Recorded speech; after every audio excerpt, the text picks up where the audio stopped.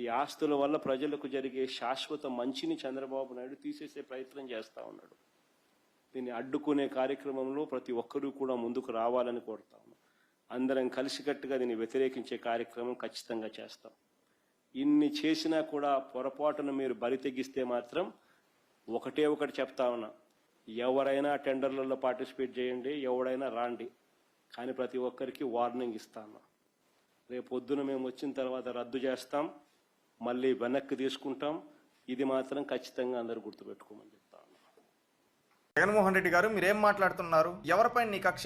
రాష్ట్ర ప్రజలపైన, లేకపోతే అధికార పక్షం పైన? ఎవరిపైన? ఏమన్నా కంపెనీలు వస్తే టెండర్లు వేస్తే ఆ టెండర్ని నేను రేపు వచ్చిన తర్వాత లాక్కుంటాను, నేనేదో చూపిస్తానని చెప్పి మాట్లాడుతున్నావు. నువ్వు ఒక శాసనసభ్యుడిలా మాట్లాడటంలే, ఒక పాలెగాడిలా మాట్లాడుతున్నావు. ఎందుకంటే ఆ వారసత్వం నుంచి వచ్చిన వ్యక్తిగా సిగ్గుపడు. నీ కక్ష ఉంటే రాజకీయ పరంగా రాజకీయ నాయకులు చూసుకోండి, అంతేగాని వ్యక్తిగతంగా యువతకి ఉద్యోగాలు వచ్చేది, యువతకి ఉపాధి వచ్చేది చూస్తూ ఉంటే నీకెందుకు భయం పుడుతూ ఉంది? నువ్వు ఇక్కడ ఎవరిని అవహేళన చేసేది? ఒకప్పుడు ప్రజావేదికని కూల్చావు, ప్రజల డబ్బుతో కట్టింది. ఈ రోజు రాష్ట్రానికి కంపెనీలు వస్తూ ఉంటే ఈ విధంగా అంటున్నావు, బినామీలు అంటా ఉన్నావు. బినామీల గురించి నువ్వు మాట్లాడతావు. ఒకప్పుడు రాజశేఖర్ రెడ్డి గారు కూడా ఏమన్నారు తెలుసా? మైక్రోసాఫ్ట్ వచ్చేప్పుడు బిల్ గేట్స్ ని బినామీనా అని మాట్లాడాడు, సింగపూర్ లో కంపెనీలు అని చెప్పి మాట్లాడాడు. కానీ ఒక్కటి కూడా రాజశేఖర్ రెడ్డి బతుకున్నన్ని రోజుల్లో ఒక్కటి కూడా నిరూపించలేకపోయాడు తెలుసా జగన్మోహన్ రెడ్డి? ఈ రోజు నువ్వు కూడా అలాంటి కోతలే కూస్తుండవు. ఏమని కూస్తుండవు? ఎవరికైనా ఇచ్చుకో మీ బినామీలకి. Google data center Chandrababu Naidu బినామీనా? టీసీఎస్ చంద్రబాబు నాయుడు బినామీనా? కాగ్నిజెంట్ చంద్రబాబు నాయుడు బినామీనా? ఏం మతుండి మాట్లాడుతున్నావా, మతి లేకుండా మాట్లాడుతున్నావా? నువ్వు ఈ రోజు ఏమంటున్నావు? వర్సా అనే కంపెనీకి రూపాయికి ఇచ్చారు అంటున్నావు. అది నిరూపించు అని చెప్పి ఓపెన్ ఛాలెంజ్ చేస్తే స్వీకరించలేక పారిపోయిన